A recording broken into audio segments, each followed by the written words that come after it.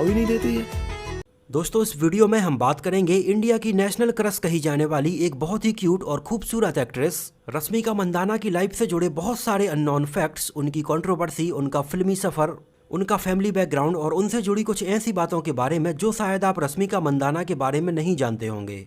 जैसे आपने रश्मिका मंदाना के दाहिने हाथ पे एक टैटू बना हुआ अक्सर देखा होगा। उनके इस टैटू के पीछे का राज क्या है और ये परमानेंट टैटू किसके नाम का है? किस वजह से आज उनके खुद के कन्नड़ा सिनेमा के बहुत सारे लोग रश्मिका मंदाना से नफरत करने लगे हैं? और किस रीजन की वजह से मात्र 20 साल की एज में एंगेजमेंट करने के लगभग 1 साल बाद ही अपनी एंगेजमेंट तोड़ दी थी? तो इसके पीछे की रियल वजह क्या थी? रश्मिका मंदाना से जुड़ी इन सब चीज़ों के बारे में हम इस वीडियो में डिटेल से बात करने वाले हैं, तो चैनल को सब्सक्राइब कीजिए और वीडियो पूरा देखते रहिए। रश्मिका मंदाना विजय देवरकोंडा के साथ फिल्म गीता गोविंदम और डियर कॉमरेड करने के बाद नॉर्थ इंडिया में भी बहुत ज़्यादा पॉपुलर हो गई थी। लेकिन क्या आप जानते हैं, उनकी डियर कॉमरेड फिल्म, जिसके हिंदी डब्ड वर्जन को लोगों ने बहुत ज़्यादा पसंद किया था, एक्चुअली ये फिल्म अपने रिलीज के टाइम पर एक फ्लॉप फिल्म साबित हुई थी। अपनी बहुत ही खूबसूरत स्माइल और फेशियल एक्सप्रेशंस की वजह से रश्मिका मंदाना आज देश भर के लाखों और करोड़ों युवाओं के दिल की धड़कन बनी हुई हैं। रश्मिका मंदाना बेसिकली एक कन्नड़ा एक्ट्रेस हैं और कन्नड़ा सिनेमा से ही उन्होंने अपने फिल्मी सफ़र की शुरुआत की थी। और अभी उनका फिल्मी कैरियर शुरू हुए मात्र 5 साल ही हुए हैं और इतने कम समय में उन्होंने न केवल कन्नड़ा सिनेमा में बल्कि देश भर में बहुत ज़्यादा पॉपुलैरिटी हासिल की है, जो कि वाकई में एक बहुत बड़ी बात है। और इसके पीछे उनका थोड़ी बहुत लक और पूरा का पूरा हार्ड वर्क है। रश्मिका मंदाना की एज अभी मात्र 25 साल है। उनका जन्म 5 अप्रैल सन 1996 को कर्नाटका के वराजपेट में हुआ था, जो कि कर्नाटका के कोडागु जिले में आता है। और इस जिले के बहुत सारे लोग वहाँ की लोकल लैंग्वेज कोदाबा में एक दूसरे से बात करते हैं और रश्मिका मंदाना के परिवार वाले भी एक दूसरे से इसी भाषा में बोलते हैं। उनके पिता मदन मंदाना एक बिजनेसमैन हैं और उनकी मां सुमन मंदाना एक हाउसवाइफ हैं। रश्मिका मंदाना अपने परिवार में सबसे बड़ी हैं। उनसे छोटी एक और बहन है जिनका नाम है सिमन मंदाना, जो कि रश्मिका मंदाना से काफ़ी छोटी हैं। रश्मिका मंदाना का ज़्यादातर बचपन कोडागु जिले में ही बीता और वहीं के कोर्ज पब्लिक स्कूल से उन्होंने अपनी स्कूलिंग की पढ़ाई कंप्लीट की और आगे चलकर Mysore institute of commerce and arts से भी उन्होंने अपनी आगे की पढ़ाई कंप्लीट की। अपने स्कूल टाइम से ही रश्मिका मंदाना को डांस करने का बहुत ज़्यादा शौक था और अपने स्कूल में होने वाले हर इवेंट में रश्मिका मंदाना हमेशा पार्टिसिपेट करती रहती थीं। और इसके लिए उस टाइम पर रश्मिका मंदाना को अपने परिवार वालों की तरफ से और टीचर्स की तरफ से बहुत सराहना मिलती थी। और इन्हीं सब चीज़ों की वजह से बचपन में ही रश्मिका मंदाना के दिमाग में ये बात आ गई थी कि वो आगे चलकर इसी फील्ड में अपना कैरियर बनाएंगी। आगे चलकर रश्मिका मंदाना ने इंग्लिश लिटरेचर, जर्नलिज्म और साइकोलॉजी में अपनी बैचलर डिग्री कंप्लीट की। और अपने कॉलेज टाइम पर भी रश्मिका मंदाना बहुत सारे मॉडलिंग असाइनमेंट में और छोटे छोटे एडवर्टाइजमेंट में पार्टिसिपेट किया करती थीं। रश्मिका मंदाना ने अपने एक इंटरव्यू में बताया कि सन 2014 उनकी लाइफ के लिए एक टर्निंग पॉइंट साबित हुआ था। सन 2014 में उन्होंने अपनी मॉडलिंग के साथ ही साथ clean and clear fresh face of India 2014 के कंपटीशन में पार्टिसिपेट किया था। ये कंपटीशन देखने के लिए उस टाइम पर बॉलीवुड एक्टर अक्षय कुमार भी आए हुए थे। और इसी कंपटीशन में रश्मिका मंदाना की बहुत सारी फोटोज को उस टाइम पर कन्नड़ा फिल्म क्रिक पार्टी के मेकर्स ऋषभ शेट्टी ने देखा और उन्हें रश्मिका मंदाना का लुक बहुत पसंद आया। एक्चुअली फिल्म क्रिक पार्टी के मेकर्स ने फिल्म में रश्मिका मंदाना के इस किरदार के लिए उनके पहले लगभग 400 से भी ज़्यादा लड़कियों के ऑडिशन लिए थे और 2000 से भी ज़्यादा मॉडल्स के फोटोशूट देखे थे। लेकिन फाइनली रश्मिका मंदाना की खूबसूरती के आगे ये सारे फेल हो गए और रश्मिका मंदाना को फाइनली इस फिल्म के लिए साइन किया गया। ये रश्मिका मंदाना के कैरियर की पहली फिल्म थी और इस फिल्म में उनके अपोजिट हमें कन्नड़ा सिनेमा के एक और जाने माने एक्टर रक्षित शेट्टी नजर आए थे। और रक्षित शेट्टी ने ही खुद फिल्म क्रिक पार्टी को प्रोड्यूस भी किया था। फिल्म क्रिक पार्टी लगभग 4 करोड़ के बजट में बनकर फाइनली सन 2016 में रिलीज हुई। और ये फिल्म उस टाइम पर ऑडियंस और क्रिटिक्स ने बहुत ज़्यादा पसंद की और ये फिल्म उस टाइम पर कन्नड़ा सिनेमा की उस साल की सबसे ज़्यादा पैसा कमाने वाली फिल्म साबित हुई। इस फिल्म ने उस टाइम पर लगभग 50 करोड़ रुपए से भी ज़्यादा का कलेक्शन किया था और कर्नाटका के बहुत सारे सिनेमा घरों में ये फिल्म लगभग 250 दिनों से भी ज़्यादा चलती रही थी। और अपनी पहली ही फिल्म के इतने बड़े ब्लॉकबस्टर हो जाने के बाद उस टाइम पर चारों तरफ रश्मिका मंदाना के चर्चे होने लगे थे।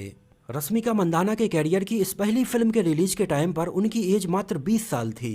इस फिल्म में रश्मिका मंदाना एक final year college student Saanvi के किरदार में नजर आई थीं और रश्मिका मंदाना का फिल्म में ये किरदार लोगों ने बहुत ही पसंद किया। 2016 के बाद रश्मिका मंदाना आगे चलकर सन 2017 में बैक टू बैक 2 और कन्नड़ा फिल्मों में नजर आईं, जिनमें से उनकी पहली फिल्म थी अंजनी पुत्र, जिसमें उनकी अपोजिट हमें पुनीत राजकुमार नजर आए थे।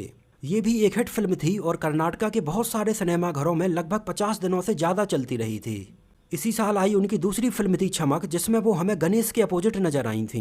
ये फिल्म भी उस टाइम पर कर्नाटका के बहुत सारे थिएटर्स में 100 दिनों से भी ज़्यादा चलती रही थी और इन फिल्मों की वजह से कन्नड़ा सिनेमा में रश्मिका मंदाना को मात्र 2 साल में ही सफलता मिल गई।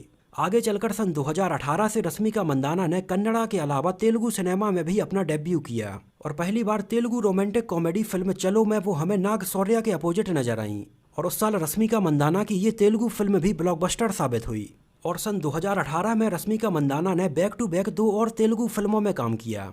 उनकी ये दोनों ही फिल्में थीं गीता गोविंदम और देवदास, जिनमें से फिल्म गीता गोविंदम में रश्मिका मंदाना और विजय देवरकोंडा की जोड़ी को तो बहुत ही ज़्यादा पसंद किया गया और इन दोनों की ये Telugu romantic comedy film blockbuster साबित हुई। और यही रश्मिका मंदाना के कैरियर की पहली ऐसी फिल्म थी जिसको हिंदी डब करके रिलीज किया गया था, जिसकी वजह से रश्मिका मंदाना नॉर्थ इंडिया में भी एक सेंसेशन बन गई थी। इसी साल वो अपनी एक और तेलुगु फिल्म देवदास में हमें नागार्जुन और नानी के साथ एक छोटे से किरदार में नजर आईं और उनकी ये फिल्म भी एक हिट फिल्म साबित हुई।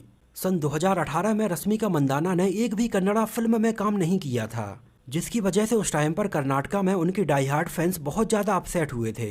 हालांकि सन 2019 में रश्मिका मंदाना हमें एक कन्नड़ा फिल्म याजमन में जिनके अपोजिट कन्नड़ा एक्टर दर्शन नजर आए थे और उनकी ये फिल्म भी ब्लॉकबस्टर रही थी।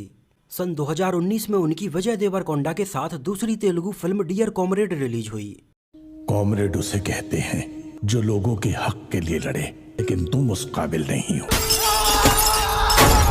बॉबी, तुम पूरा कैंपस सर पे उठा लेते हो, भाव ही नहीं देती है।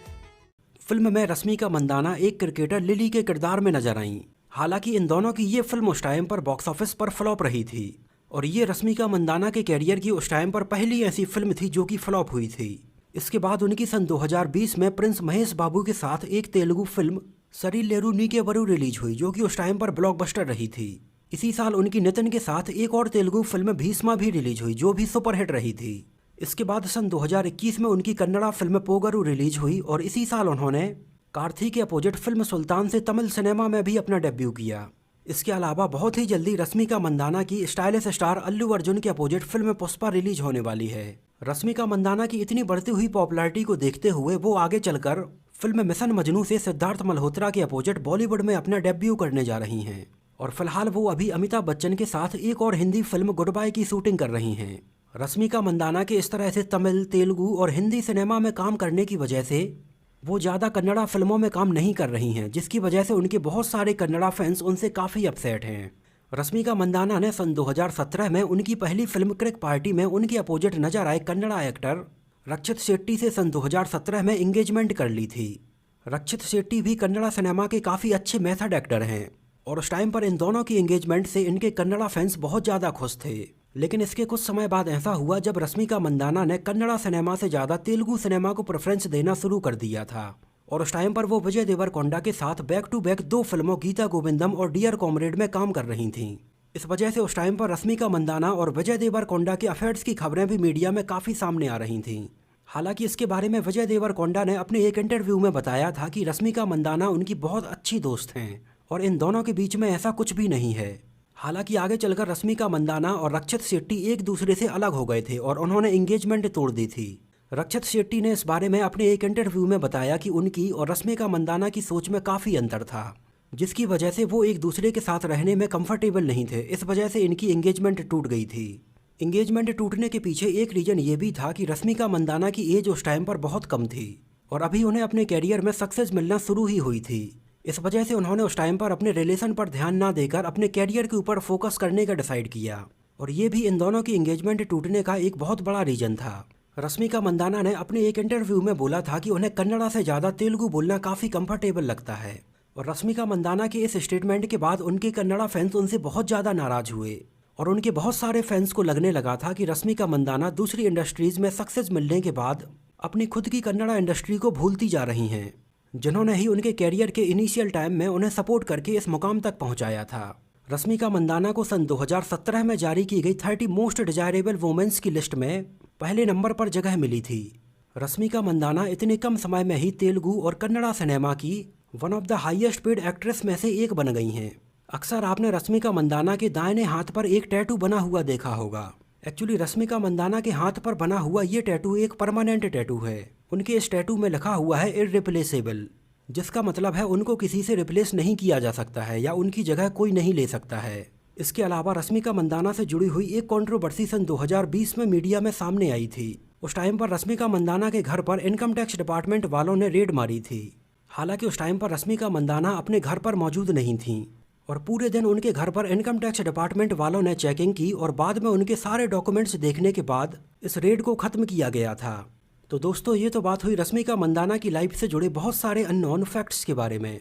आपको रश्मिका मंदाना कैसी लगती हैं, उनकी फिल्में आपको कैसी लगती हैं और उनकी कौन सी फिल्म आपको सबसे ज़्यादा पसंद आई थी, हमें कमेंट में ज़रूर बताइए। और अगर ये वीडियो आपको पसंद आया हो, मेरी मेहनत आपको पसंद आई हो, तो इसको प्लीज़ लाइक करके मुझे इस बात का जवाब ज़रूर दीजिए। तो मिलते हैं किसी नए वीडियो में साउथ फिल्म इंडस्ट्री के किसी नए एक्टर या एक्ट्रेस की लाइफ से जुड़ी ऐसी ही और भी बहुत सारी इंटरेस्टिंग और रोचक बातों के साथ।